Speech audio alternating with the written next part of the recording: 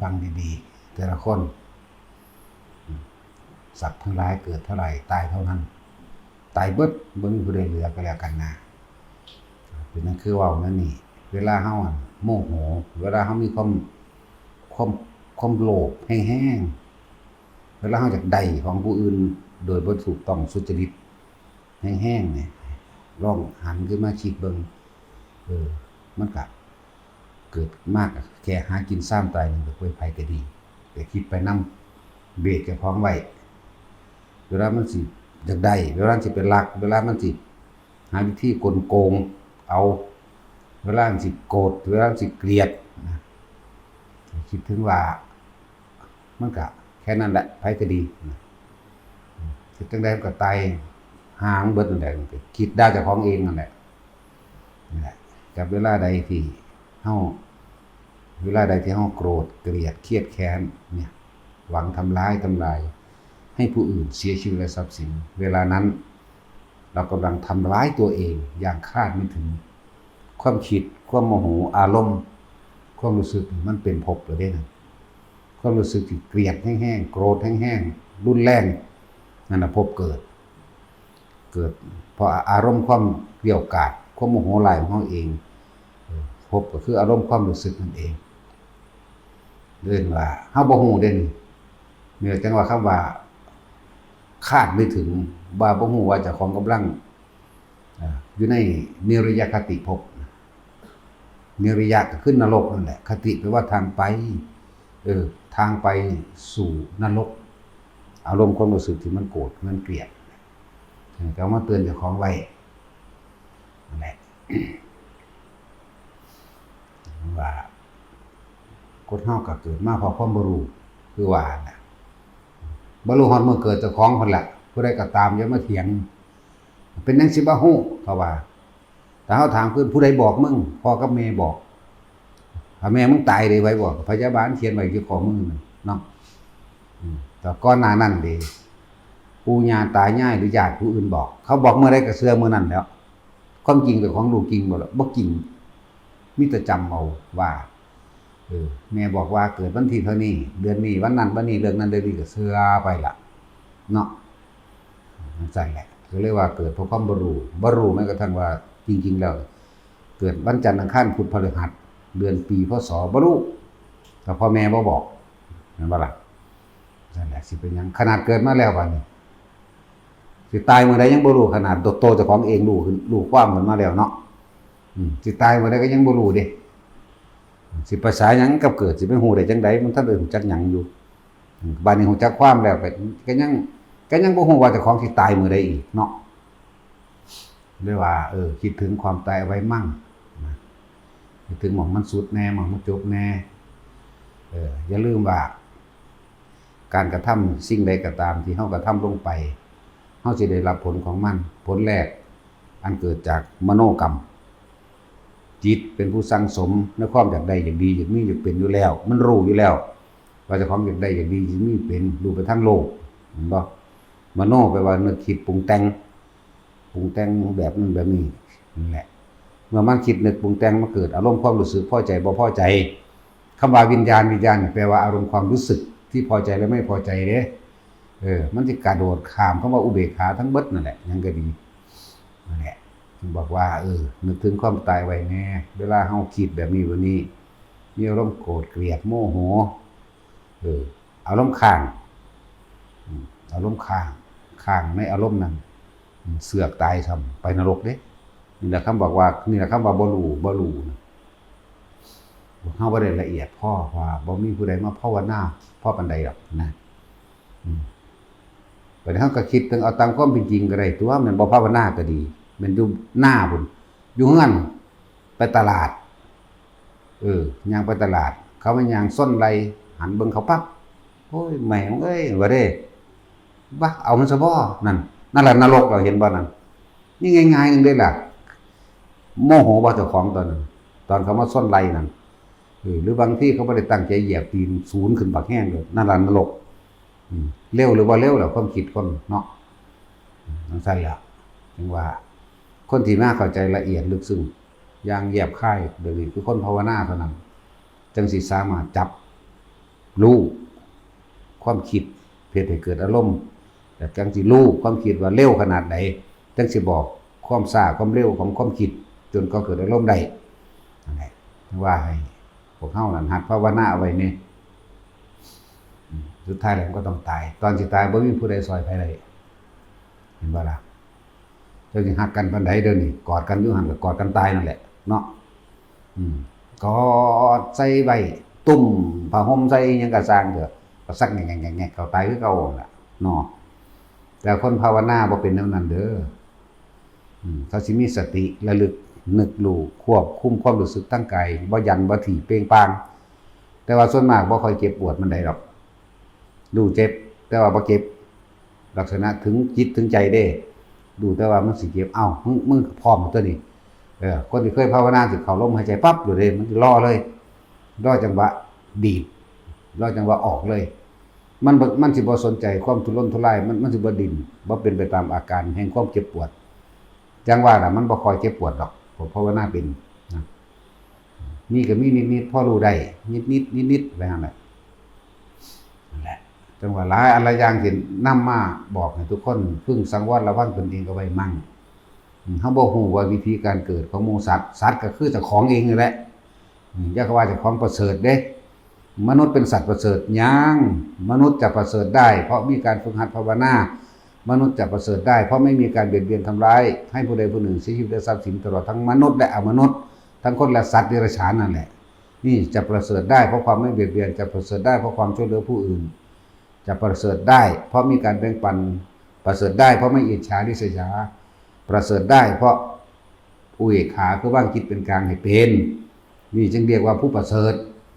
นอกนั้นสารเลวเบิดนั่นแหละไผก็ดีเห็นบ่ล่ะคิดเบิ่งเจ้าของรถเด้อ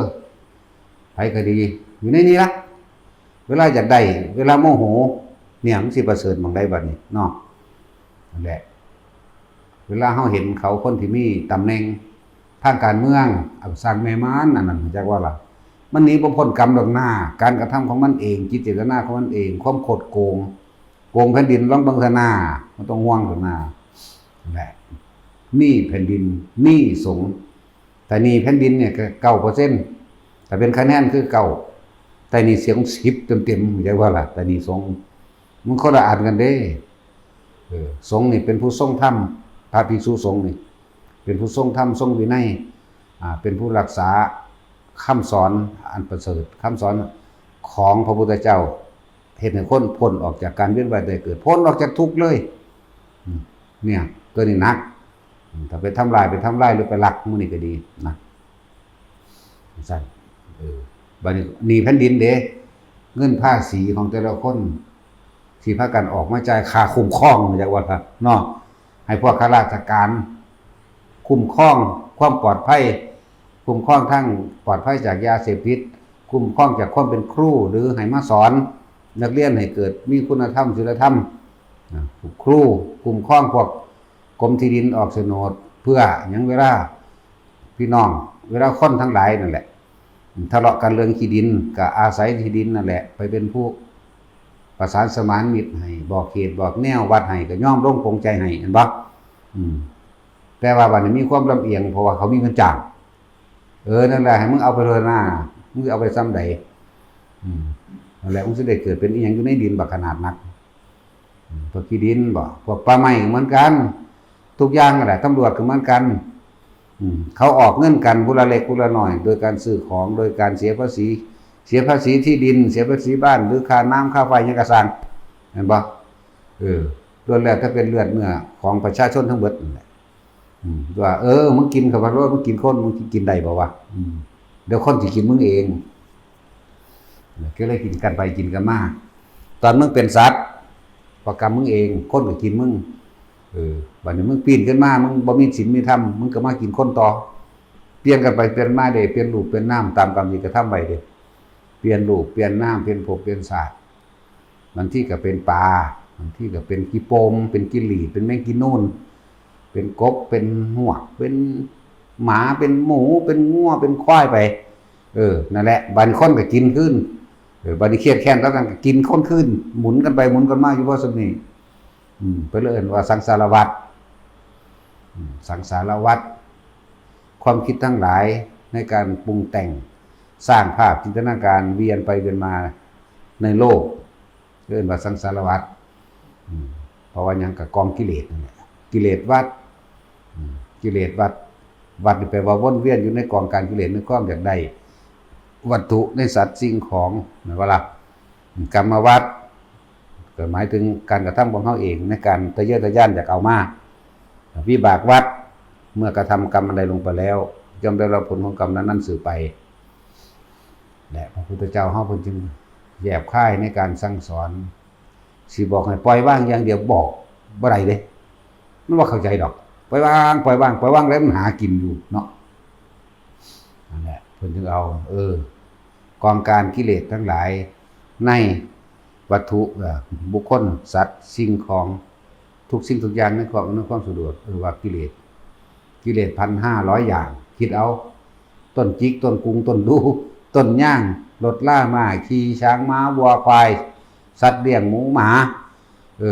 ที่ดินบ้านเงินทองเห็นบ่เรียกว่ากิเลสตัวนี้บัดนี้กรรมเด้กรรมวัฏเด้การกระทำของเฮาเองย่อมหมุนเวียนอยู่ในกองการกิเลสเมื่อการกระทำได้เกิดขึ้นแล้ววิบากวัฏเฮาจะได้รับผลของมันอย่างเดียวแต่เฮาเห็นลงไปแล้วนั่นแหละศีลธรรมเท่านั้นที่แก้ได้นะศีลธรรมแก้ได้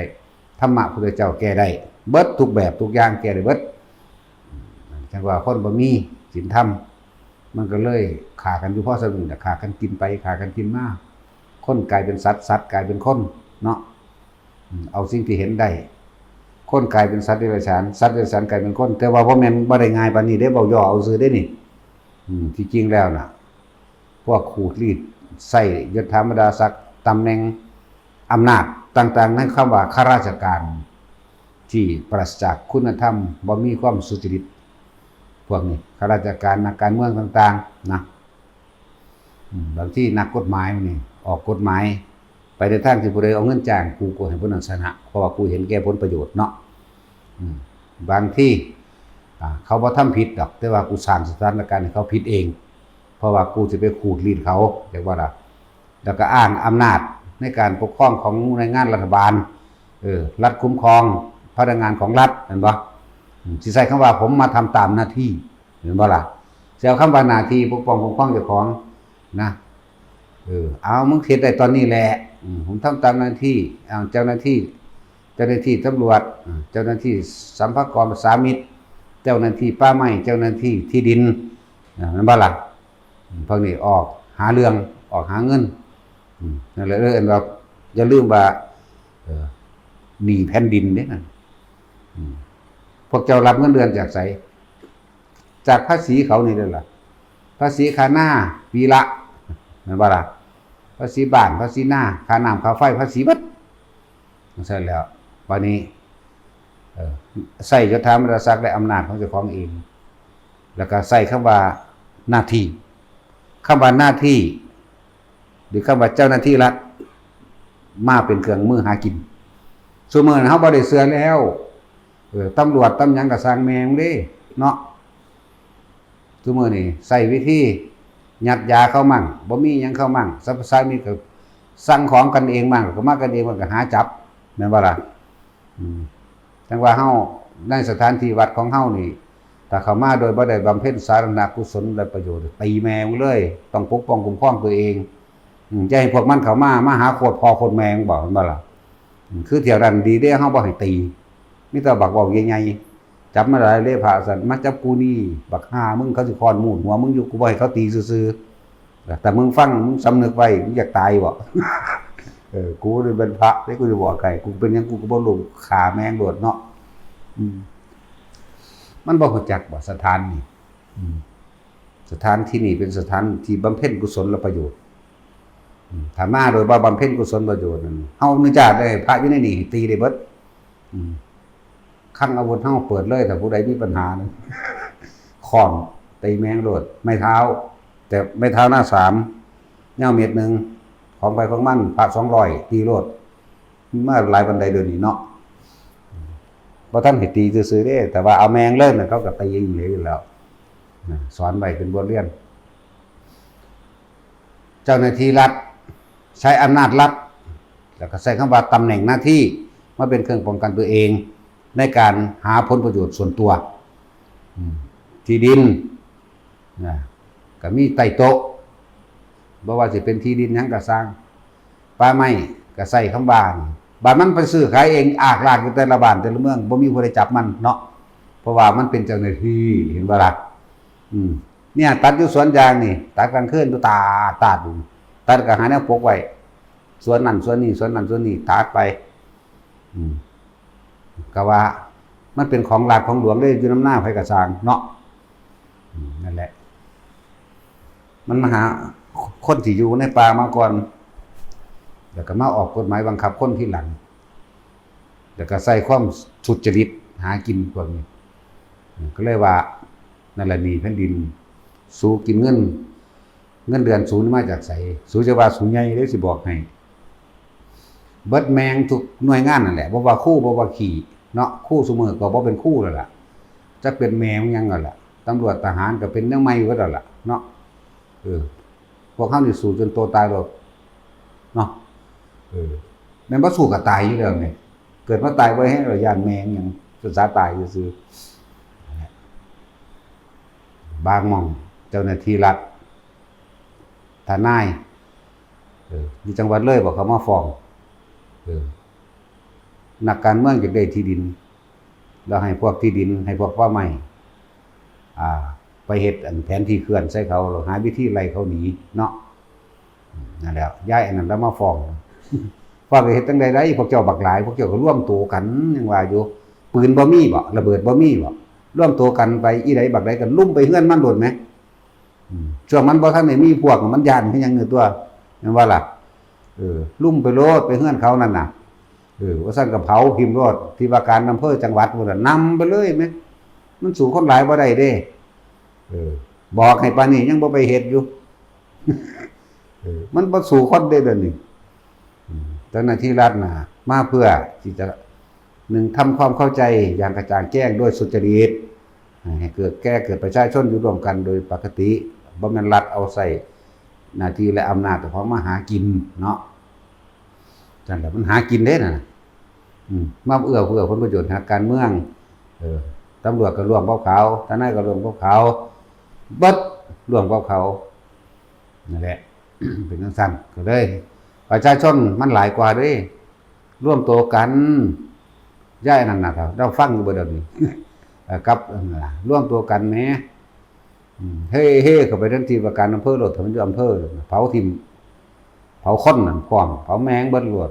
เกิดมาตายบ่แห้งเลยยันเฮ็ดหยังมันอยู่จังหวัดก็เผาจังหวัดสัตว์บอกระบุบุคคลเลยเบิ่งก็ดูมันสิมีผู้ใดมาจัดการให้เกิดความสงบสุขสันติอยู่บ่มันบ่ล่ะนั่นแหละแล้วถ้ามันบ่มีเฮาก็เฮ็ดเอาเองตัวเนาะเว้ยซุมื้อนี้เขามีกฎหมายคุ้มครองโจรกูก็เป็นโจรก็ได้เด้อล่ะกูบ่ต้องเป็นคนดีแม่มดอกเนาะเขาบ่ให้ยิงโจรเด้ก็สั่นกูเป็นโจรก็เว้าพลิกไปน้ำตาลสถานการณ์ตัวบอกวิธีป้องกันตนเองในการเฮานี่มั่นใจว่าไม่ไปเบียดเบียนทำร้ายให้ผู้ใดผู้หนึ่งเสียชีวิตและทรัพย์สินอยู่แล้วเฮานี่มั่นใจว่าเฮาอยู่มานานมั่นใจว่าเฮาสร้างมาเองเฮาบ่เคยไปเบียดเบียนผู้ใดมั่นใจนี่คือสุจริตของเฮาเองแล้วเป็นธรรมเป็นความจริงของเฮาเองแล้วจงเอาชีวิตแลกเถิดแม้นว่าแลกมันก็ตายอยู่แล้วล่ะเนาะนี่แหละเครื่องปกป้องของเฮาคือธรรมคือความจริงก็เลยว่าธรรมย่อมรักษาผู้ประพฤติธรรมบ่แม่นธรรมแบบนั่งสมาธิภาวนาก็สร้างมันก็เป็นธรรมคือเก่าแหละสัจจะนั่นเองมันหลายแบบที่เฮาบ่เข้าใจขนาดนักรบแท้ๆยังมีสัจจะได้ก็เป็นธรรมตัวนั้นน่ะนักรบไปฆ่าคนมาคักๆใส่สัจจะก็ยังสามารถปกป้องคุ้มครองตัวของได้ไปศึกษาเอามันละเอียดละอ่อนหลายอย่างคือหยังอยู่ในพระไตรปิฎกมีเบิดนั่นแหละเฮ็ดเอานำพระไตรปิฎกทั้งหมดจังว่าธรรมะพุทธเจ้ามันแก้ได้เบิดทุกอย่างบางศาสตร์ที่จากอานิสงส์ของการไปซ่อมแซมพระพุทธรูปสร้างปั้นนิ้วมือพระพุทธรูปเด้เกิดมาศาสตร์ไม่เป็นกษัตริย์แค่เอานิ้วมือซี่ไปซื่อๆก็ล้มไปเลยระนาดตายไปมั้ยนี่ล่ะ แต่ว่าบ่แม่นว่าเจตนาจงใจฆ่าแต่เป็นการป้องกันตัวนี่มันเป็นถ้ำเด้นี่บ่แม่นถ้ำสิไปตนิพพานอย่างเดียวดอกนาเอานิ้วมือซี่ไปลมแล้วได้ระนาดไปอานิสงส์ของการซ่อมแซมพระพุทธรูปนิ้วมือนิ้วซี่เพิ่นขาดออกก็เลยเอาดินไปต่อล่อหลอมใส่แล้วเฮ็ดก็เป็นเลยเป็นสมบูรณ์แบบศาสตร์ต่อมาว่าเกิดเป็นกษัตริย์ลบโดยบ่ได้หยังเลยล่ะนึกถึงความจริงว่าเฮาบ่เคยไปเบียดเบียนทำลายไผก่อนสิ่งที่เฮากระทำนี่เป็นแค่เพียงแค่ป้องกันตัวเพื่อให้เกิดความสงบเท่านั้นแล้วก็ซี่ไปจนท่านผู้ลุกลานทั้งหลายเนี่ยจงล้มระเนระนาดไปเถิดจงพ่ายแพ้แก่ความอายุติธรรมอยู่เนี่ยนั่นแหละสัจจะมันก็เป็นธรรมคือเก่าตัวอยู่ลายกระดอกยันพี่แมงไงนั่นแหละว่าเจอคนบ่ศึกษาแนวทางป้องกันตนเองเลยคือธรรมนั่นแหละเครื่องป้องกันตนเองธรรมนั่นแหละเป็นเครื่องออกจากทุกข์ธรรมนั่นแหละแก้ปัญหาโลกได้ใช่ป่ะแต่ต้องใจต้องเด็ดเดียวต้องสัจจะต้องแลกโดยชีวิตเฮาดิควักหัวใจมากก็เม็ดดินบ่แห้งแล้วนะจกดวงตาหลายก็ดวงดาวบนท้องฟ้าอีกให้เลือดเป็นท่านยิ่งกว่าน้ำในทะเลทั้งสี่ย่านหิแมงเนาะความตายมันซื่อๆอยู่แต่ว่าคือว่าเราอันยากคืออย่างนี้เนาะคนมันย่านแต่ของบ่สบายคนเห็นแก่ตัวสละตัวบอกวิธีแต่ว่าอะไรก็ตามถ้าเฮาสิสู้เฮาต้องสู้โดยสัจจะมันเขาสิมีกำลังทั้งโกงและก็ต่างสุดท้ายแล้วทำย่อมรักษาผู้ประทำสิ่งที่อยู่เหนือประการทั้งปวงคือความจริงคือสัจจะนี่เองคือความจริงที่เจ้าของบำเพ็ญมากคือความจริงที่เจ้าของใส่นี่เองแต่จะเว้าเรื่องนกขุมมันสิรู้จักหยังถ้าเว้าเรื่องนกขุมสมัยพุทธเจ้าเฮาสิไปใส่เป็นนกขุมตื่นงามมาเช้ามาพ่อกับแม่บินหนีออกไปหากินไปหาอาหารมาให้ลูกกินได้นั่นนกขุมมันออกจากไข่มันเพียงแค่มือเดียวนึงได้นั่นไฟใหม่ปลาแตกโปะปะปุปะมาขากำลังยืนขึ้นยืนแบบสั้นๆทำแหมมันยืนบ่ทันแข็งซ้ำแล้วก็ก้าวสัจจะตัวบัดนี้ปีกทั้งสองของข้าพเจ้าก็มีอยู่มารดาบิดาก็มีอยู่แต่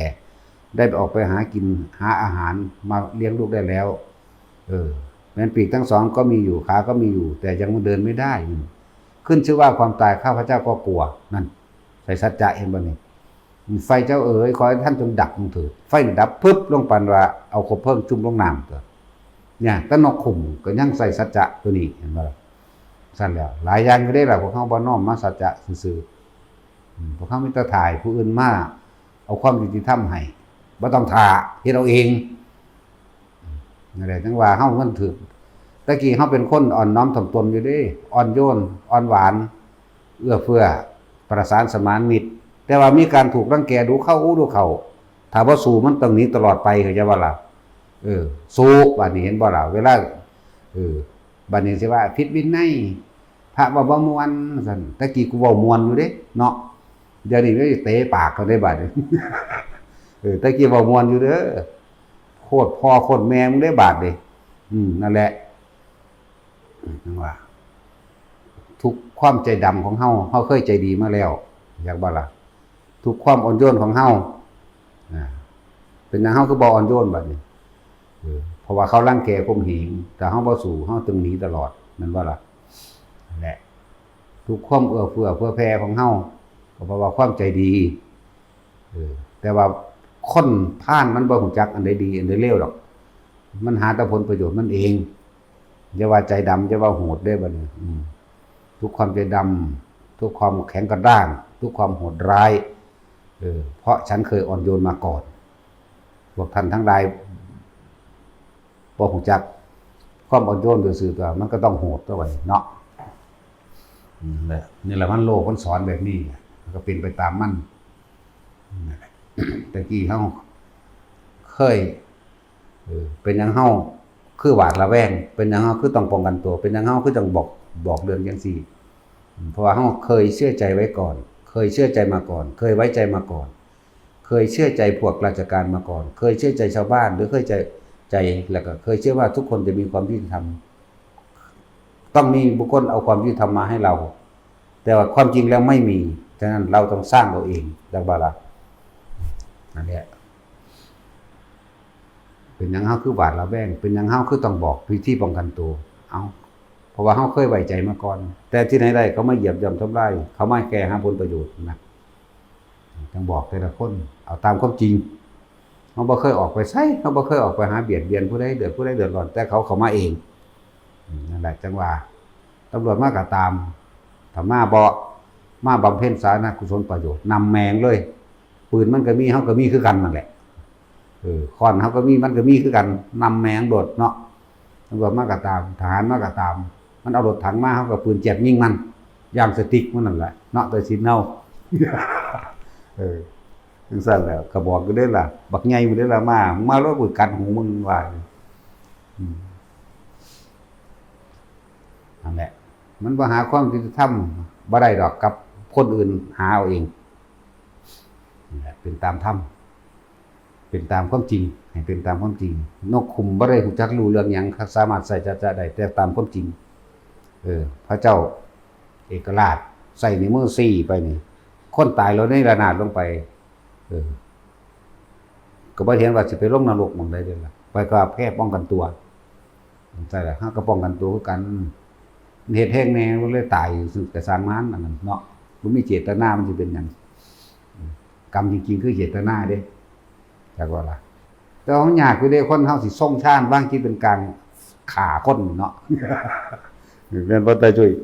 ศูนย์เด้มันจังเฮ็ดได้เนาะว้ายบ่ได้ศูนย์เด้กูสิฆ่าแมงแบบยิ้มหัวไปพร้อมก็ได้ซั่นแล้วนี่เทคนิคของไผของมันฝึกเอาตัวเนาะ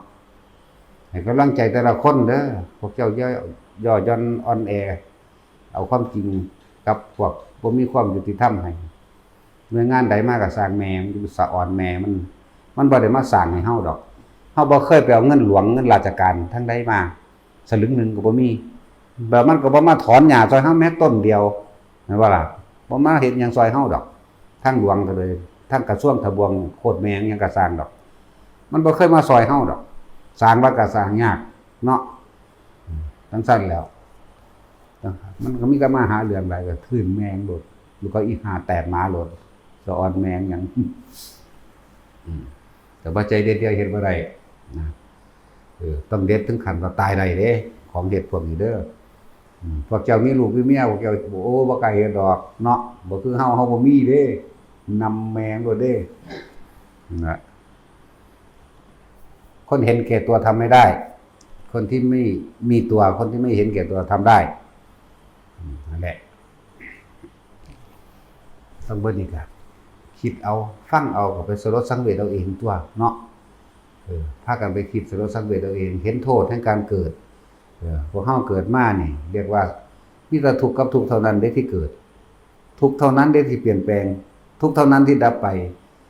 ทุกเท่านั้นที่เกิดทุกเท่านั้นที่ดับทุกเท่านั้นที่เกิดทุกเท่านั้นที่ดับเลยว่ามีสุขอย่างได้ขึ้นสิว่าเกิดเป็นหยังก็คือเก่า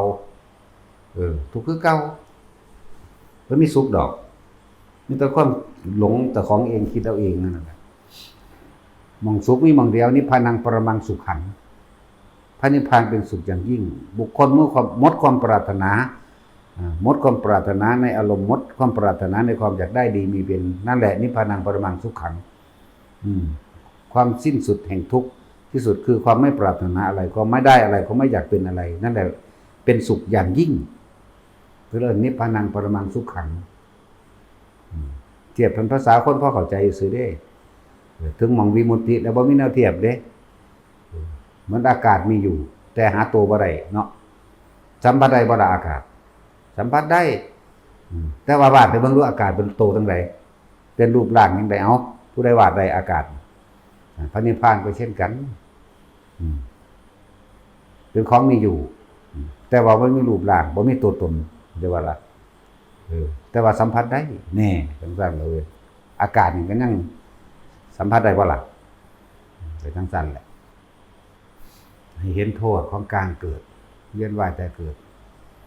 แล้วก็คำว่าวิบากกรรมที่พวกเฮาเกิดพวกเฮาเฮ็ดมาก่อนทั้งเบิดนั่นแหละมันจึงได้รับฉะนั้น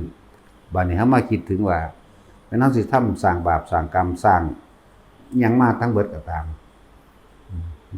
แก้ออกด้วยลมหายใจเพิ่นว่าธรรมะนี่สามารถแก้ได้ทุกอย่างแม้กระทั่งการเกิดนะแก้ออกเอาตัวเองออกซะเฮาแก้ยังบ่ได้ดอกได้แต่ป้องกันตัวโอนแหละ นี่เว้ารวบยอดมันบัดนี้สูงสุดแล้วบ่สามารถสิแก้อิหยังได้ดอกแก้ใจเจ้าของแก้ความอยากแก้ความเห็นแก้ความคิดของเองหลายอย่างทุกคนงั้นเขาสิเป็นทหารก็เป็นไปตายนั่นแหละเนาะเขาจะเป็นตำรวจก็เป็นไปตายนั่นแหละรวยไปตายจนไปตายกินไปตายบ่มีหยังเด้แต่เฮาคิดถึงความพอเพียงหรือความเป็นมัชฌิมาใช้ชีวิตอย่าสุดโต่งที่หน้าที่สวนเฮาก็พอมีอย่าเฮ็ดอยู่เฮ็ดกินสร้างบ้าน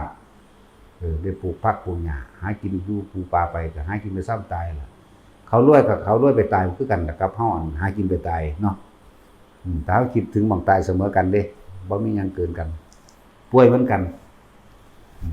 แต่ความทุกข์ผู้ใดสิแบกได้ก็กันถ้าคนมีธรรมะเป็นที่วางใจมีธรรมเป็นวิหารธรรมมีธรรมเป็นเครื่องอยู่มีธรรมเป็นไปอยู่ไสก็ไสค่ะคนมีธรรมความสงบเย็นภายในใจของเขามันมีอยู่แล้วธรรมะมันสว่างไสวในใจเฮาเองเด้บ่แม่นสว่างไสวข้างนอกเด้คือจังเฮาฝึกหัดปฏิบัติธรรมจะไปคิดได้ว่าเขาสิเห็นดีเห็นงามนำเฮาอย่าบ่ล่ะไปอธิบายให้เขาเข้าใจไปอธิบายให้เขามาเข้าใจเจ้าของบัดดีจังซี่นี่เขาบ่เข้าใจนำเจ้าดอกเงินเจ้าสิเอาเงินให้เขามื้อละพันมื้อละพันมื้อละพันหรือทีละหมื่นทีละหมื่นทีละหมื่นมื้อนึงเจ้าบ่ให้เจ้าก็เร็วทันทีเลยแหล้วเนาะนั่นแหละจึงบอกว่าสิไปว่าหยังกับธรรมะเขาบ่ได้เห็นดีเห็นงามของเฮาเด้ว่าเฮาเฮ็ดดีแต่ว่าล่ะพอดีเขากับดีเฮามันคนละอย่างกันดีเฮาคือมันสละออกสลัดทิ่ม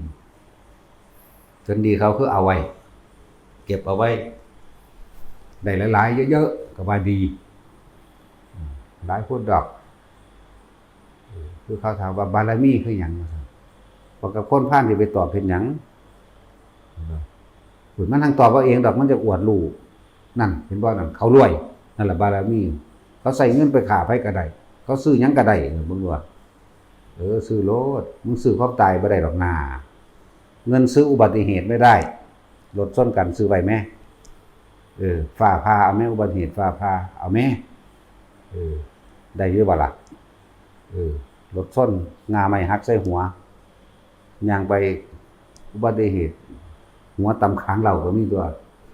แม่นบ่ซื้อได้บ่ล่ะย่างไปเตะตอนน้อยหัวล้มฟาดพื้นหัวแตกก็มีตายก็มีเนาะเครื่องบินชนกันซื้อได้บ่ล่ะผู้มีเงินน่ะสิเครื่องบินสมว่ารวยๆอยู่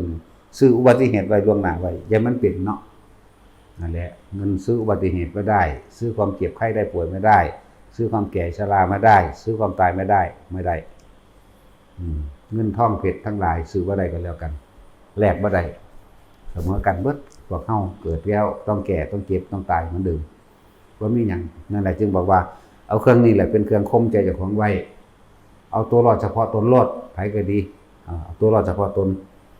ไผสิว่าเป็นคนใจดำผู้มันใจดีมันก็บ่เฮ็ดเพื่อไผหรอกมันบอกกันแหน่กันแหน่กระแทกซื่อๆดอกนั่นบ่ล่ะถ้าว่าใจดำเห็นแก่ตัวก็มึงเห็นแก่ผู้อื่นมึงคือบ่เฮ็ดเพื่อผู้อื่นเนาะก็แก้แนวนี้ก็ได้ตัว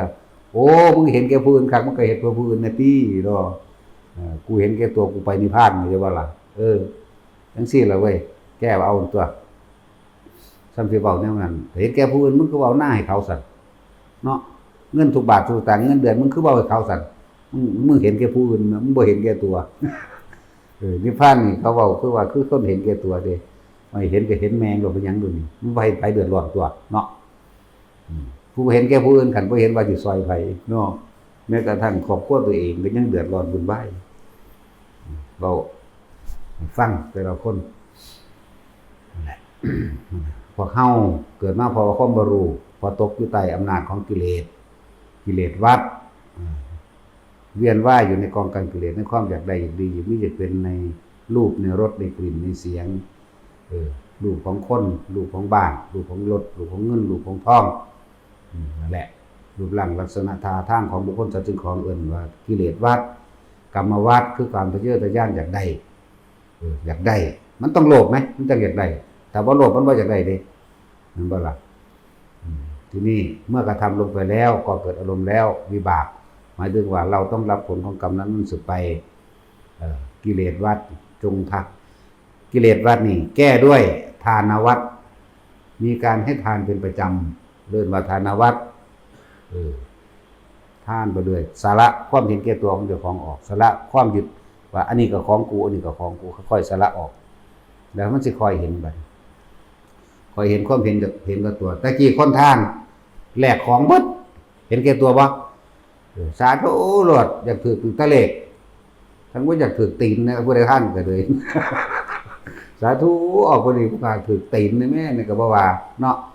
ถือค้อนใส่หัวถือรถส้นในแม่กบ่ว่าเนาะมีแต่อยากรวยมีแต่อย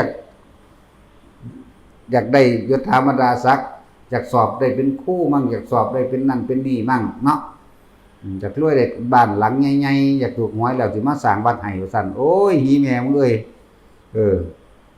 คือเขามาบอกมาที่3ตัวซั่นบอกแมงบอก3ตัวกูบอก6ตัวมึงก็ได้ตัวกูบ่ได้ได้ตัวกูนั่นแล้วล่ะจังซั่นแล้วทั้งเทื่อก็ว่าไม่แต่กูก็ซื้อเอาเองตัวกูก็อยากได้คือกันเนาะตัดสินบอกว่าแม่3ตัวพุ่นน่ะโอ้ยโง่หลายบอก6พุ่นตะกี้ฮอด7ตัวพุ่นตัวนั่นว่าล่ะจังซั่นแล้วจริงๆบ่ฮู้หรอกมีแต่ว่าไม่แต่กูก็ซื้อเอาเองแล้วกูสิบอกแม่งบอกว่าจังซั่นแล้วถ้าถือลอตเตอรี่เพิ่นว่า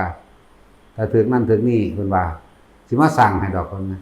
กูบ่ให้มึงสั่งให้ดอกกูสั่งเอาเองก็ได้เนาะจังซั่นแล้วคนมันงงมันยกตนคือหยังเด้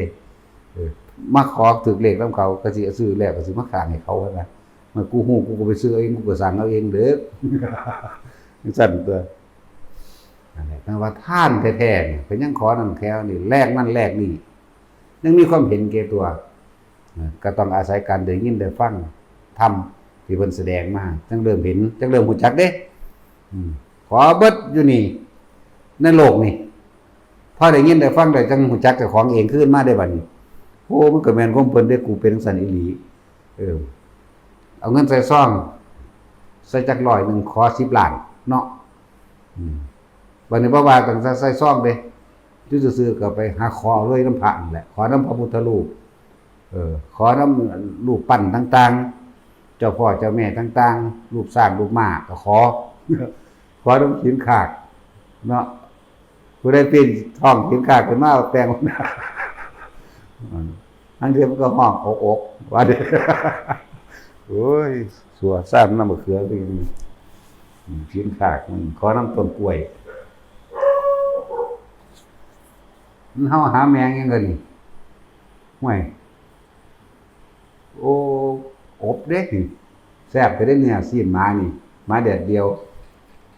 เขาสั่งกับตาช่วยเป็นเมียนสังหารมันแหมเฮาหาแมงบ่มันอยากตายบ่กินอย่างเดียวได้นี่แต่แมวก็หนึ่งแต่หมาก็เฮ็ดแดดเดียวโลดเฮ็ดสู้กันกินอยู่นี่เฮาเนาะหลายคือยังนี่เป็น100แล้วเห็นงัวน้ำทางก็อยากกินลาบงัวเนาะแต่สิเน่าสิคิดพอตอนนี้เพิ่นว่าท่านอยากหัวเด้แต่ว่าอีกเดือนนึงไปคิดพอเด้คนมันมีสมองแล้วคิดพอเราหัวอยู่ผู้เดียวได้เป็นบ้าเด้บัดนี้ท่านก็ยังเป็นเจ้าของก็ยังหวังได้หลายกว่าเก่าเรียกว่าบัดนี้เฮาท่านเรื่อยบ่ว่าอาหารเครื่องนุ่งห่มเสื้อผ้าผ้าห่มผ้าเสื้อหรือว่าให้ยารักษาโรคนั่นนี่ซอยเหลือกันไปมันก็ยังขอนั่นขอนี่ถ้าฟังธรรมประกอบใส่ปุ๊บโอ้มันแม่นความเพิ่นเข้าใจได้บัดเฮาไปขอดอกไผสิเอาให้เฮาแต่เฮาบ่เฮ็ดเอาเองนั่นแม่นบ่ล่ะจังซั่นล่ะมันก็เริ่มเข้าใจท่านก็บ่สาระออกสุดส่วนเอิ้นว่าทำทานเพิ่มทุกข์ทำบุญเพิ่มบาปจังซั่นเมื่อฟังธรรมแล้วก็สิเข้าใจว่ากิเลสวัฏตัวนี้ในความอยากได้วัตถุสิ่งของต่างๆนี่ก็เอาทานวัฏน่ะทานบ่อยๆทานวัฏทานวัฏวัฏแปลว่าหมุนแปลว่าวนเหมือนกันอ้าวกูอยากได้มึงแม่นบ่กูก็สิทานวนๆกับมึงคือกันมันก็ค่อยสละล้างออกตัวบัดนี้สิคำว่า เมื่อทานวัฏเกิดแล้วกรรมวัฏคือหยัง คือการกระทำด้วยความอยากได้อยากดีมีเป็นและมีการเบียดเบียนทำร้ายข่มเหงรังแกซึ่งกันและกันบ่การกระทำกองการกิเลสอยากได้นี่กิเลสวัดนี่กรรมวัดมันจะได้เด้อันตัวนี้เด้จังทำร้ายเบียดเบียนข่มเหงซึ่งกันและกันต่อมาก็คิดถึงตัวเองแน่บัดนี้ถ้าเราไม่เบียดเบียนรังแกข่มเหงซึ่งกันและกันเฮาก็อยู่โดยบ่ต้องกังวลอยู่โดยบ่ต้องเร่าร้อนนะบ่อยู่โดยบ่ต้องหนีบ่ต้องคอยระแวดระวังระแวงที่สิแก้ตัวว่าเมื่อกี้ไปหลักของเขามามันเตรียมหาคำโกหกไว้ดอกมันบ่ล่ะไปหลักเขามาไปฆ่าเขามาไปหลอกลวงเขามาจังซั่นแล้วมันเตรียมคำโกหกไว้แล้วทีนี้คำว่ากรรมวัฏก็เลยต้องแก้ด้วยศีลวัฏเรียกว่าศีลนี่ตัวหัวใจมันจริงๆมันบ่แม่นแค่ห้ามฆ่าสัตว์ห้ามลักทรัพย์เด้เฮาสรุปลงมาเอาตัวใหญ่มันเลยไม่คิดทำร้ายเบียดเบียนให้ผู้ใดผู้หนึ่งเสียชีวิตและทรัพย์สินทั้งมนุษย์และอมนุษย์คนละสัตว์ก็อยู่สบายบ่บัดนี้แน่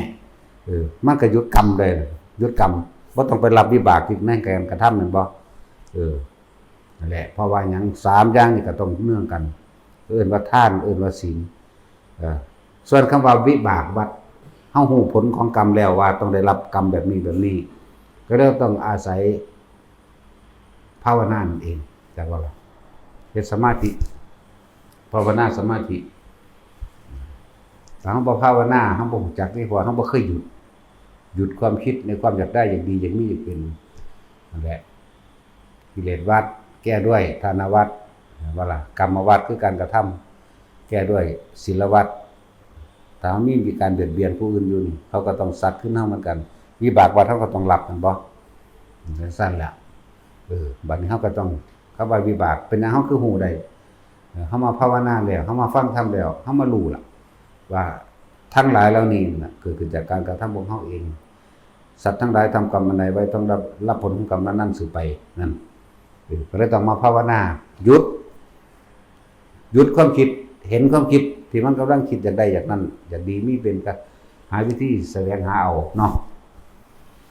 นั่นแหละ เพื่อเรื่องทานศีลภาวนาสมาธิ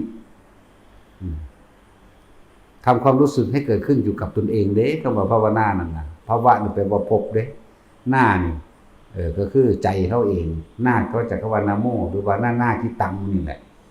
เริ่มมาภาวนาซื่อๆสภาวะทั้งหลายที่เกิดขึ้นกับใจของเฮาเพราะใจเป็นผู้ไม่ตายกิเลสวัฏกรรมวัฏอยากได้ในรูปบุคคลสัตว์สิ่งของเป็นกองการกิเลสการกระทำนี้โดยความอยากได้อย่างดีไม่เป็นแลนเพื่อให้ได้มาซึ่งกองกิเลสเมื่อกระทำลงไปแล้วก็ต้องได้รับผลกำนั้นสืบไปหมายถึงเป็นวิบากเพิ่นจึงเอาว่าทานศีลภาวนาเข้ามากำกับภาวนาสมาธิเดี๋ยวมันก็เป็นเหตุให้เกิดปัญญาตัวนี้ปัญญาคือรู้แจ้งจริงๆตามความเป็นจริงในการกระทำของตนเอาง่ายๆนะเฮาไปหาหลักเกิดเขานี่มาซ่อนไว้เฮือนเจ้าของเองเฮาก็ยังตกใจเนาะนั่นแหละเราร้อนและกังวลบ่ล่ะบัดบ่ต้องไปถึงลักรถลักป่นค้นขาค้นดอกนาโอ้คืองามแท้นั่นไปงานแต่งงานเขาเนาะดูไปงานคนตายงานเฮ็ดดีเขาเกิดมีคืองามแท้ร้อยถือเอาไปไว้เฮือนบัดนี้เนาะยังกังวลเด้เกิบซื่อๆนี่ล่ะเสื่องบางได้ก็บ่คักเนาะพอดีเสื่องไว้นี่เสื่องเอาบางนี้แล้วบ่คักแล้วซั่นพอดีพี่น้องเกิดมาบัดนี้สัตว์อยู่ซั่นแม่มึงบัดนี้ฮู้แดงได้ว่าแหละคิดคำตัวไปแล้วได้บัดนี้นึกกูจะเอาออกมาเลยท่านทาว่าใส่มาผิดหนอก็มีเด้เนาะหรือบางคนก็ตัวไปเลยจักเขาสิมาหยัง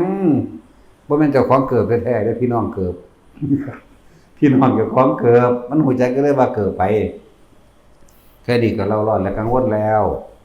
นั่นแหละเฮาจึงแก้ด้วยศีลแก้ด้วยศีลคือการไม่ทำร้ายเบียดเบียนลักก็เบียดเบียนตัวแม่นบ่ซั่นสิไปว่าหยังว่าไปตีไปฆ่าลักก็เบียดเบียนแล้วจังซั่นนั่นแหละเอิ้นว่าทานศีลภาวนาทานแก้กิเลสกองการกิเลสในวัตถุสิ่งของต่างๆศีลก็แก้กรรมของเจ้าของเองคือบ่ไปกระทำการเบียดเบียนผู้ใดผู้หนึ่งสิ่งที่ทรัพย์สินมันก็แก้วิบากมันก็บ่ต้องรับตัวมันแก้เลยมันว่าซั่นนั่นแหละ ถึงว่ามีทานมีศีลภาวนาเด้อฆราวาสทั้งหลายส่วนพระต้องเป็นศีลสมาธิปัญญาเลยเด้เพราะว่าทานอันยิ่งใหญ่มหาทานน่ะคือศีล5ของท่านมาแล้วเฮาตัดออกจากความอยากใดดีมีเป็นเฮาตัดออกจากสิ่งทั้งหลายเหล่านั้นแล้วมันเลยบ่ได้กังวลเด้อบ่มันบ่ได้ไปลักแม่มันได้ไปตัวให้ผู้ใดเสียชีวิตทรัพย์สินมันบ่ได้ไปกินเหล้ามายาให้เสียสติบ้าใบเด้จังบ่ล่ะสำหรับพระเฮาเด้ภาวนาก็แค่ว่าเราเฝ้าระวังจิตใจของเจ้าของนั่นเด้บัดเฝ้าระวังความคิดที่เจ้าของสิไปจากใดดีมีเป็นนั่นนี่คุมมันมาอยู่กับลมหายใจเท่านั้นได้ล่ะนั่นแหละหมู่ภิกษุสงฆ์ศีลสมาธิปัญญาส่วนหมู่ฆราวาสทั้งหลายที่บ่ได้บวชก็มีทานมีศีลมีภาวนาเรียกว่าหลักสั้นแหละเฮ็ดไปแต่ศีลเลยเต็มที่มันก็เต็มบ่ได้บางคนก็หาปูหาปลาไม่กินอยู่เนาะแต่ว่าถ้ามีธรรมะก็สิมีเครื่องอยู่เองนั่นแหละให้เอาธรรมเป็นเครื่องอยู่ให้เอาธรรมเป็นที่พึ่งคนที่มีธรรมไปทั้งใดมันก็เย็นใจในเจ้าของเองอยู่ดอกมันบ่ไปทำลายไผดอกบัดนี้เฮาบ่ทำร้ายมนุษย์ด้วยกันเองนั่นว่าจะด้วยอาชีพด้วยความยากจนด้วยความบ่มีก็ต้องกินสัตว์อื่นไปก่อนนั่นแหละถ้าเว้าเรื่องความละเอียดของกรรมมันละเอียดเด้พุทธเจ้าเป็นหยังคือบ่ห้ามให้กินสัตว์เอาบ่ล่ะเอาสัตว์ทั้งหลายบางอย่างก็ได้ให้ทานเนื้อตนเองเพราะได้มนุษย์ได้กินเพราะบางที่มนุษย์ผู้นั้นก็เป็นมนุษย์ผู้มีใจสูงอยู่ทรงชาญอยู่ก็มีเป็นผู้มีศีลธรรมเป็นโสดาสกิทาคาอนาคาอรหัตก็มีเห็นบ่ล่ะก็เลยว่าได้ห้ามทั้งเบิดเราผู้ใดกินเนื้อก็กินไปผู้ใดกินเจก็กินไปจนบ่ได้ว่าให้กันนะเวลาพระฉันอาหารเพิ่นบ่ได้กินปลาเด้เพิ่นบ่ได้กินซีนกินกวางกินเต่ากินเป็ดเด้จักว่าล่ะปฏิสังขายโยนิโสปิตปาตังปฏิเสวามิเราจะฉันอาหารคือคำข้าวที่ตกในบาตรนี้เพื่อยังอัตภาพให้เป็นไปในการฝึกหัดปฏิบัติธรรมเท่านั้นเด้จักว่าล่ะบ่แม่นว่าเราจะกินกวางเด้ เราสิกินลาบงัวบ่ได้วางสิเด้เราสิกินปลาดุกปลาสวายปลาเข็งและปลาข้อบ่ได้ว่าเด้ แม่นว่าล่ะถามผู้ใหญ่อยู่เรื่อยๆอยู่ผู้ใหญ่กินข้าวกับหยังหลายอันอยู่ครับหยังแน่หมูก็มีลาบปลาดุกก็มี ให้ว่าอาหารเบิ่นบ่ได้ให้เน้นเฉพาะเจาะจงบ่ซั่นเพิ่นสิห้ามไว้บ่สงสัยว่าเขาฆ่าเพื่อเรานี่ก็บ่ให้รับสมมุติว่าเฮาย่างไปบิณฑบาตบ่ต้องย่างบิณฑบาตเอาสุว่ากลางคืนหรือย่างเข้าไปในบ้านเฮือนหลังนั้นยินเสียงปาดคอไก่ฮ้องปุ๊บตายซ้ำยามมาเช้าถ้ามีแกงไก่มาห้ามรับจักว่าล่ะเพราะมันเขาขามาวัดบ่นอนห้ามรับเด้แต่สงสัยจะจริงบ่จริงก็สร้างเพียงแค่สงสัยห้ามรับนี่บ่เห็นบ่อยู่เนื้อห้ามรับบ่ได้แม่นแค่นั่นเด้เนื้อดิบมันก็ห้ามสันแม่นบ่สงสัยว่าเขาฆ่าเพื่อตนก็ห้ามรับอีกเด้บ่ได้จัดหามาเพื่อตนได้สัตว์เนี่ยเขาบ่ได้รู้หยังเด้ซั่นล่ะสงสัยก็บ่ให้รับเด้สิไปว่าหยังกับเห็นเต็มตาอยู่นี่ยังรับบ่ได้เลยเห็นว่าเขาฆ่ารู้ว่าเขาฆ่าพร้อมหยุดแต่ว่าเห็นว่าเขาฆ่ารู้ว่าเขาฆ่าแต่ไม่รู้ว่าเขาจะทำเพื่อเราหรือไม่สงสัยห้ามรับเป็นอาบัติปาจิตตีแต่ว่าล่ะนึงสั่นตัวสิไปว่าหยังกับพวกว่ากินข้าวปลาแล้วเดี๋ยวสิก้อยปลาดุกก้อยกุ้งคักๆเฮาซั่นโอ้ยโคตรพ่อโคตรแม่มึงนี่พวกนั้นวะเอ้ยดื้อจักแม่มึงหยังส่วนเขาซ้ำตัวเนาะดังไฟไว้เด้อพวกนั้นพวกบวชนั่นแหละดังไฟไว้เบิ่มพวกกระตึกแฮวนี่โยนปลาก็ขึ้นมาประคอทิ่มใส่ไฟกินเองเลยโอ้ยนั่นแหละแต่ก็เป็นเรื่องของเขาแต่บอกให้พวกเฮาว่ามันบ่ถูกพวกใดไปส่วนพาไปกินกับป้าเนี่ยแต่ว่าพามันก็บ่รู้จริงๆมันบ่ได้แม่นพระเด้นั่นน่ะเป็นผีเป็นเปรตเป็นพอทานเป็นพระทานเป็นเจ้าของทานรู้จักว่าล่ะเขาก็เว้าถึงก็ดอกพอทานเจ้าพ่อทานเพราะว่ามัน อานิสงส์ของการบวชนี่มันก็ได้กินข้าวคนฟรีอยู่เนาะได้กินข้าวคนฟรีอยู่เปรียบเสมือนผู้รับจ้างเลี้ยงโคเด้บ่แม่นเจ้าของโคพวกนี้มันบ่สามารถสิขายขาได้เดี๋ยวบ่ล่ะบัดนี้หลังจากตายลงไปแล้วมันก็สิไปกินทานของแท้เด้บัดนี้นั่งเก็บกินเด้อันนี้เรื่องจริงเด้สิบอกให้เด้อบ่แม่นเรื่องเล่นๆเด้นี่เขาก็เอิ้นถึกอยู่พอทานเพราะว่าจะเป็นพอทานอีหลีจะเป็นเจ้าของทานจะสิเก็บกินทานเองนั่งย่อๆพวกนี้ท้องสิออกโป่งๆพวกนี้สินั่งเฮ็ดท้องโหดๆโป่งๆเก็บทานไฟน่ะกินเข้าปากจริงๆมันบ่ได้อยากเด้แต่ว่ากรรมให้กินฮ้อนลงไปใส่ในท้องระดับนึงก็เปื่อยเน่าตายกินอีกอยู่เพราะส่ำนั้นแหละเท่าเม็ดข้าวเขานั่นแหละ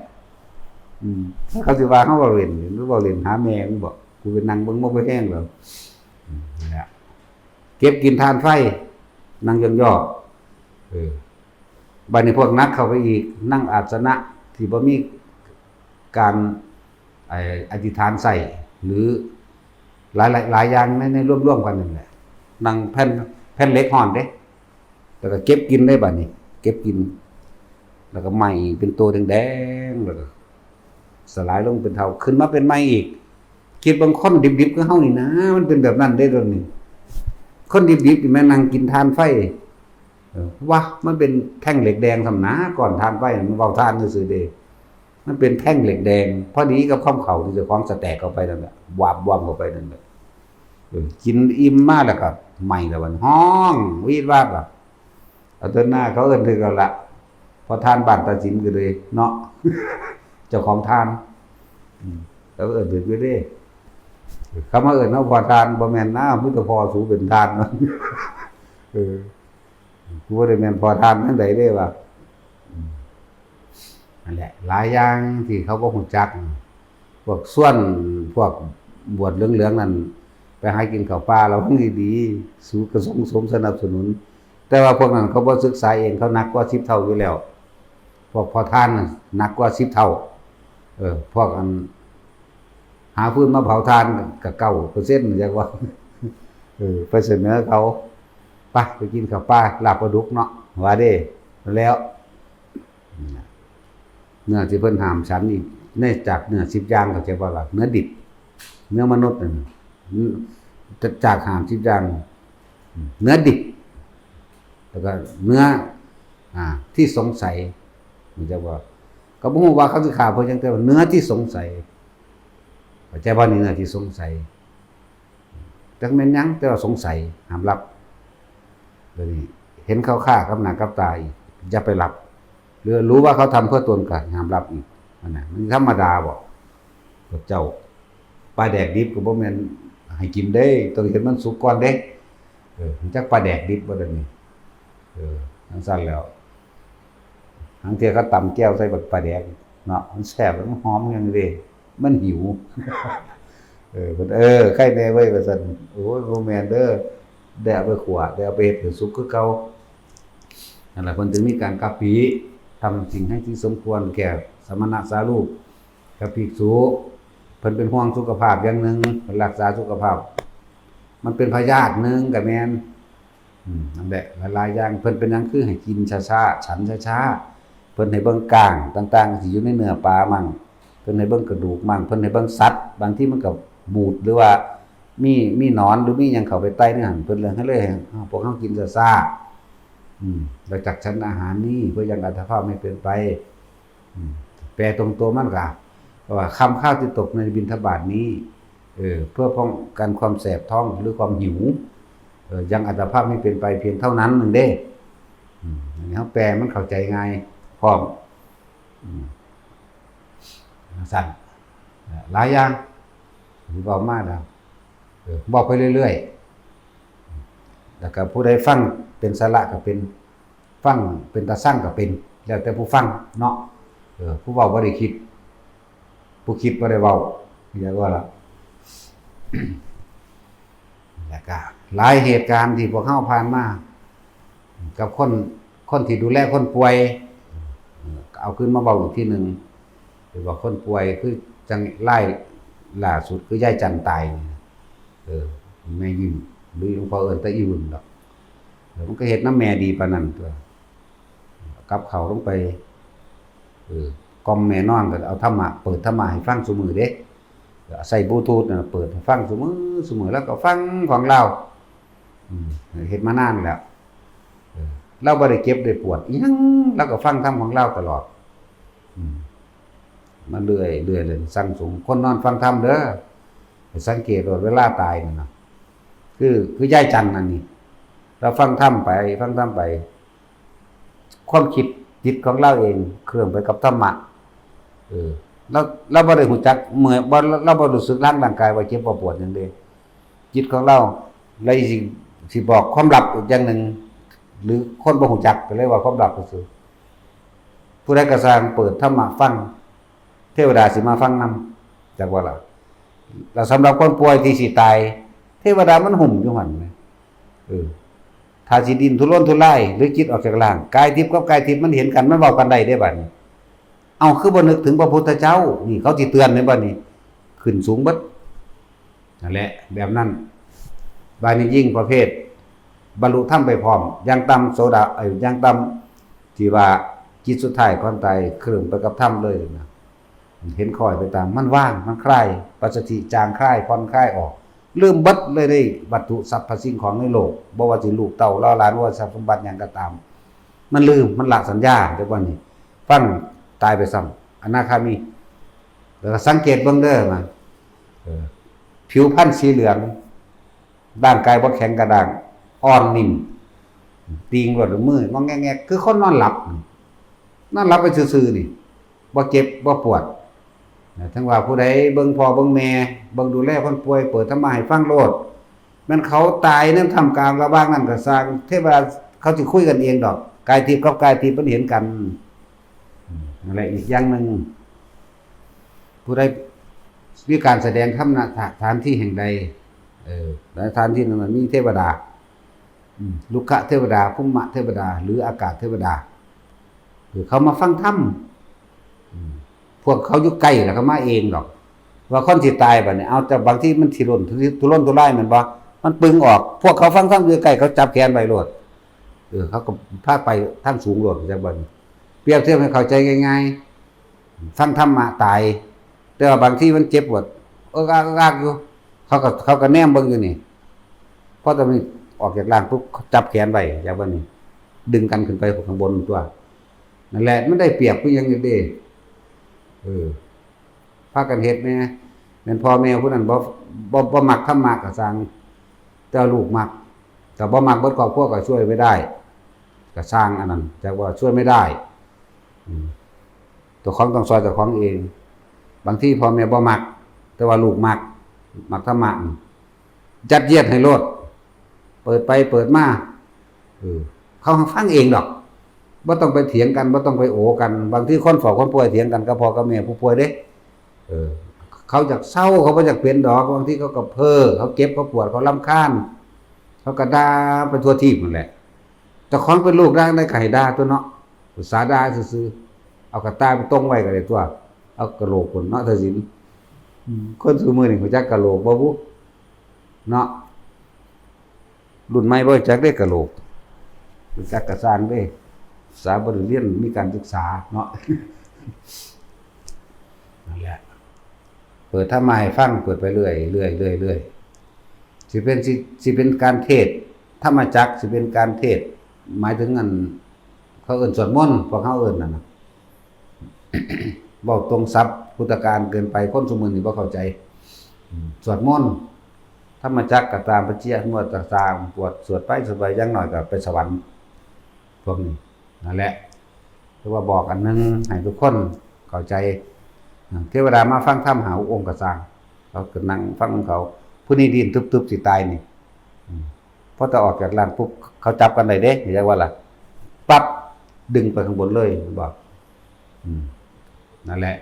จำไว้ในเด้อเคล็ดลับอันนี้อันนึงก็เลยจะมายากแล้วนำประเภทนี้หลายคนตายก็บ่จูดบังกระโพกบ่ยิงปืนบ่เฮ็ดตุ่มๆตามๆยิงปืนบ่บอกทางไปสวรรค์แม่งบ่เด้อนั่นตื่นตกใจไปนรกกับตัวนั้นโอ้ยให้จูดบังกระโพกให้จูดพุ ให้นิมนต์พระมากินข้าวอยู่เฮือนให้มาสันให้เขาเอิ้นหยังสูตรถอดสูตรโอ้ยผู้ขี้ผู้ดากทั้งเฒ่าทั้งหนาพวกสันดานหมาพวกบ่รู้จักหยังทั้งเฒ่าทั้งพากันเฮ็ดผิดแม่นบ่ล่ะเฮาไปซื่อๆก็แล้วก็พาผู้เพิ่นรู้เพิ่นรู้จักบัดนี้บ่ฟังเด้ผิดบ้านผิดเมืองบ้านเมืองสิหยังเขาว่าเกิดอาเพศเกิดนะแม่เนาะเกิดกับผู้มันเบานั่นแหละพวกผู้เฒ่าๆนั่นน่ะทั้งเฒ่าทั้งกิเลสหลายทั้งหยาบทั้งหนาเด้เนาะแม่นบ่หนังหนาเข้าหนาเข้าสันดานหนาเข้าหนาเข้าเด้สันดานคือใจมันนั่นแหละแล้วบัดนี้มาว่าพระเฮ็ดบ่ถูกบ่เป็นว่าเด้โอ้ยเป็นตะเงิดหลายมันสิเสื้อพระหรือเสื้อคนเนาะนั่นแหละแต่ของบ่ฮู้บ่เห็นนำเขาถ้าเฮาถามเรื่องประเพณีกี้เขาก็จักแล้วแต่พอตะแม่พระเฮ็ดมาผู้เฒ่าผู้แก่พระเฮ็ดมามันสิเฒ่ามันสิแก่จังได๋ก็แก่ลงนรกไปเบิดแล้วแม่นบ่ล่ะเฮ็ดนั่นคือคาล่ำเฮาถามกี้เขามื้อก็จักแล้วได้จนมุมเด้จังซั่นแล้วหาเหตุผลบ่ได้จนมุมเบิดเอามาเถอะหน้าผู้เฒ่าพระพันปีว่าอันพวกบ่ได้มีชาติมีญาติมีหยังนี่เนาะถ้าพวกเขามีเขาบ่เป็นจังซั่นดอกพวกเขามีชาติมีญาติมีหยังนั่นเขาบ่เป็นเด้อเพราะเขาฮู้ผลของกรรมทั้งเบิดนี่แหละมันสิได้บุญนี่หยังไปจุดบังกะโพกยิงปืนจุดพลุบอกทางไปสวรรค์ว่านะทั้งแต่พลุแตกใส่ผู้จุดก็มีตาบอดตาเจ้าไปก็มีนั่นแหละประเภทนี้มันบ่ได้พาผู้ใดไปสวรรค์ได้มึงหั่นบ่ได้พาผู้ใดไปนิพพานได้เด้มึงหั่นถ้าบางอย่างก็ลดหย่อนผ่อนแน่จะมาหาเว้าให้พระจักว่าล่ะเจ้าของบ่ฮู้จักหยังหลายๆอย่างที่เขาพากันเป็นนั่นน่ะเนาะภาษาคนก็ยังว่าอยู่เด้ซั่นพวกบ่มีผลประโยชน์เขาก็บ่เฮ็ดดอกโอ้ศพปัจจุบันบ่เก็บเงินชาวบ้านกิจมันบ่ได้ผลประโยชน์มันบ่ได้ไปนั่งกินซีน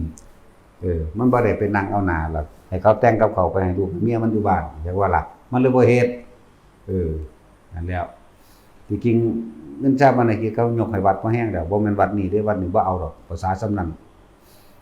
นั่นแหละบ่เอาเขาบ่เฮ็ดเองก็สร้างเขาแต่ว่าพวกนั้นสิเป็นหนี้บัดนี้เพราะว่าเขายกให้วัดเข้าใจว่าล่ะคำว่าวัดนี่เป็นของกลางอยู่แล้วแต่ว่าผู้อยู่ในวัดสิเป็นเปรตก็สร้างแม่งได้บางหันสิเป็นผีเป็นเปรตเป็นสัตว์นรกก็สร้างได้บางหันพี่เขายกโดยส่วนแห่งสงฆ์เขายกให้คำว่าวัดคือส่วนแห่งสงฆ์สั้นๆโอ้ละเอียดลึกซึ้งก็ยังอยู่เด้อแนวมันนี่แล้วพวกอันผู้เฒ่าผู้แก่นั่งสั่นจังซี่โอ้ยก็บ่แม่นพระอรหันต์ก็แม่นผู้มีหูทิพย์ตาทิพย์เป็นเฮ็ดนำมันยังกระดอเนาะคนเฮาสิได้บุญหรือได้บาปก็ขึ้นอยู่กับตอนที่เฮากระทำไว้ตอนที่ยังมีชีวิตอยู่เจ้าให้ท่านเจ้ารักษาศีลเจ้าสวดมนต์เจ้าภาวนาบ่ได้ตอนได้ตอนที่มีชีวิตอยู่บ่แม่นได้ไว้ตอนตายและที่สำคัญอีกว่านี่แม่นทำบุญไว้มากๆไปคิดถึงบาปเห็นบ่ไปคิดถึงสิ่งที่เฮ็ดกับตัวเองข้างบนอยู่แค่เดียวนั่งตกนรกได้มั้ยนางมาริกานี่ตลอดชีวิตเพิ่นนั่นทำบุญมาตลอดตอนเป็นเด็กน้อยพุ่นจนตายเต้าไปตัวพระเจ้าเสียนเซิงกันกับหมาทีเดียวบ่สบายใจเรื่องเดียวนึงเด้นั่นตกนรก7มื้อมั้ยนั่นแหละจังว่ามันก็พ้นแล้วเด้นั่นแหละก็เอิ้นว่าทำกรรมใดไว้คิดสุดท้ายสำคัญสุดบ่ล่ะบัดนางมาริกาเราเซิงกันกับหมาในห้องน้ำแต่ศีลมันจะฮู้จักบ่เด้อนี่แล้วตัวพระราชาอยู่ทีเดียวเท่านั้นเด้แล้วทำบุญมาแต่น้อยพุ่นเด้ทำบุญมาแต่น้อยบาดสิตายแล้วไปคิดพ้อความกังวลอันเดียวนั่นล่ะบาปแปลว่ากังวลและเร่าร้อนบุญบักหลายๆบ่คิดพ้อแต่ว่าก็ดีกันเบิดจังเบิดเนาะมันเหลือแต่บุญบัดนี้ตอนนี้เราก็อยู่ดูสิทธิ์พุ่นได้ล่ะก็แล้วทั้งตัวเนาะตกนรกอยู่7 มื้อมนุษย์นั่นแล้วเพียงสั้นพระเจ้าพระเชนสิถามว่านางมาริกาตายแล้วไปอยู่ไสพระเจ้าค่ะ7 มื้อมนุษย์มันก็มันนานอยู่เด้อมันบ่ล่ะนานมนุษย์นั่นแหละพุทธเจ้าก็ส่วนบอกแนวใหม่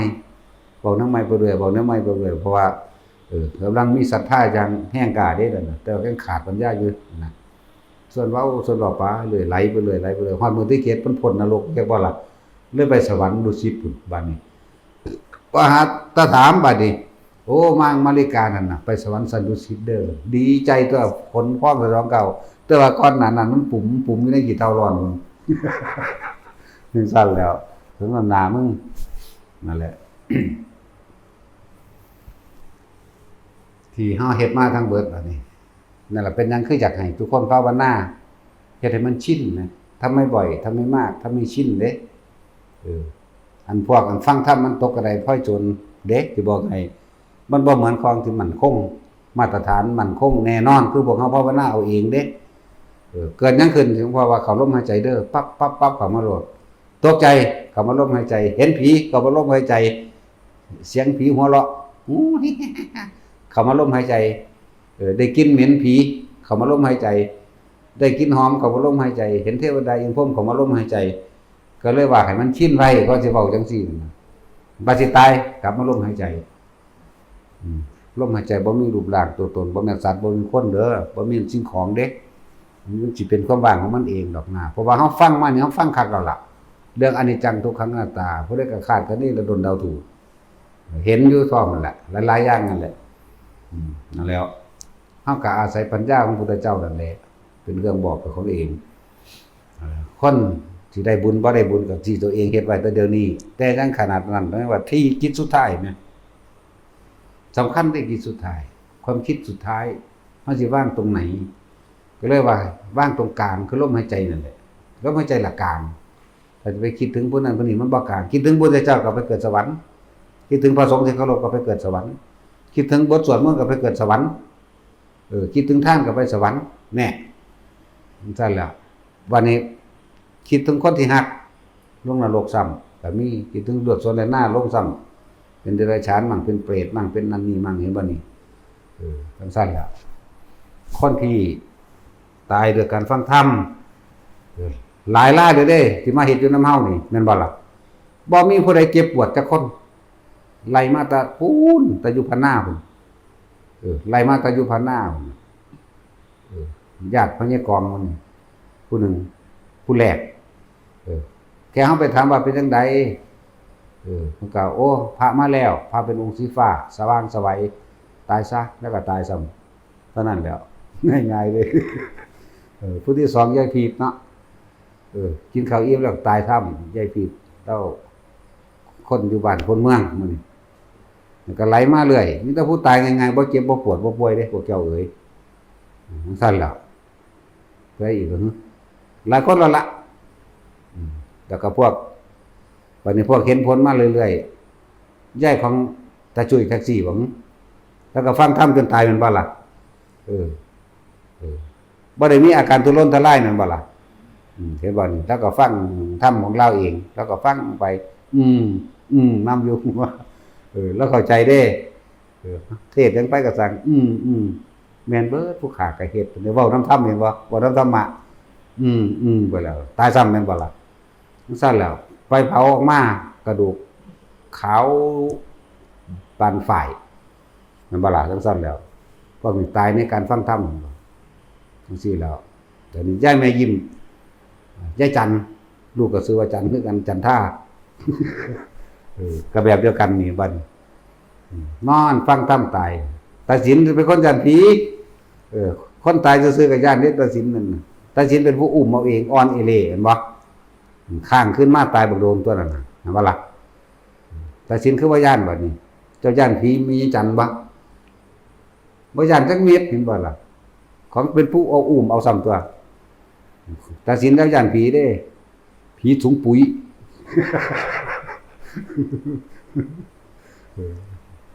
อันแล้วยังบ่ย่านคิดใส่เดี๋ยวนี้ก็ยังบ่ย่านเนี่ยแต่ผู้อื่นละสิย่านเด้แปลกประหลาดอยู่แต่ยายนี่ละบ่ย่าน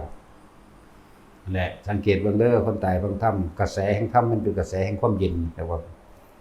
ฟังไปแล้วมันเย็นใจมันบ่ได้กังวลบ่ได้ร้อนๆเด้ฟังไปเรื่อยๆโอ้จะเล่าหลอยตายจะนั่นแล้ว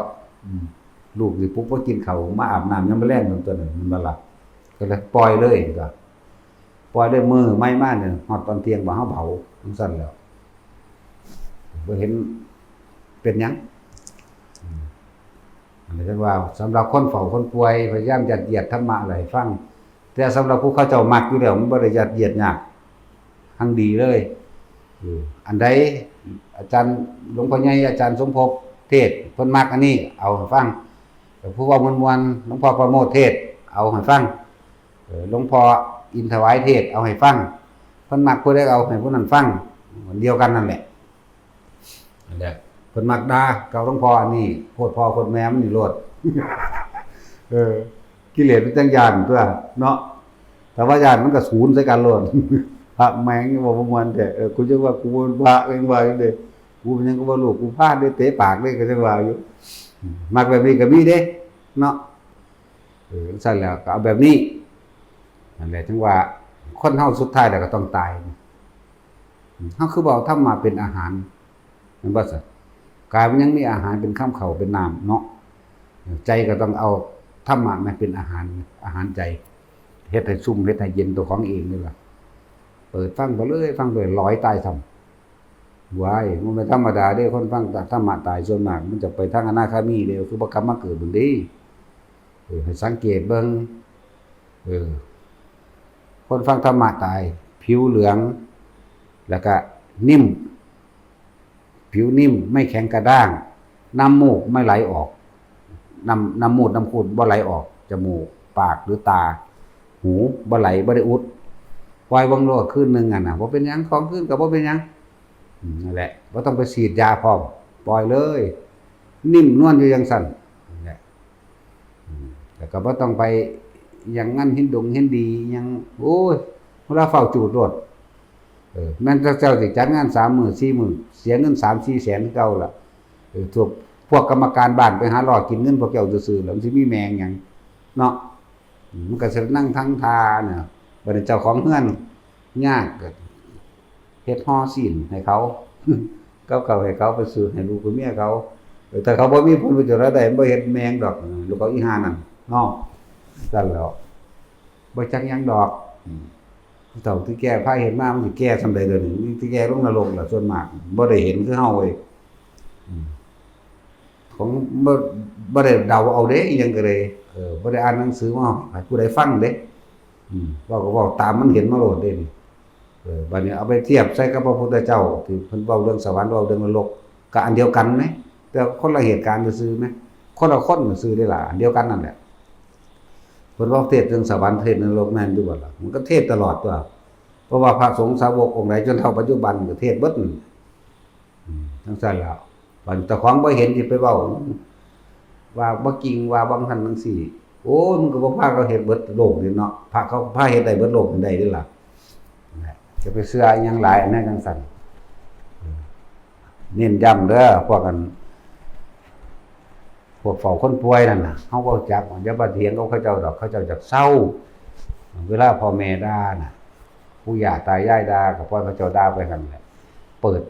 เขาเจ้าเถียงกันกับธรรมะโดดเปิดดังๆเอาใส่บลูทูธเนาะมาอยู่นี่อยากได้ของเฮาก็มาบอกซื้อมาหรือมาขอเอาอยู่นี่แหละโอ้ถ้าว่าขอบ่ได้หลายแพงอย่างอันยังแฟนได้นะจะได้เฮาก็เฮ็ดให้เฉพาะผู้เฮ็ดงานในวัดนั่นแหละมันก็อันละ200ผมแพงอยู่เด้30กิกแต่สินจะมีจักกิกบ่มีกิกดีไรที่ผู้บ่มีหรอกจะสบายใจได้แต่มีจัดการฟันข้อเฮาเนี่ยมีหลายกิกแล้ว1,800,000พุ่นแล้วเลยพวกกันจะได้ก็ไปเอาขอนำเบนพวกเฮาอยู่ได้ดี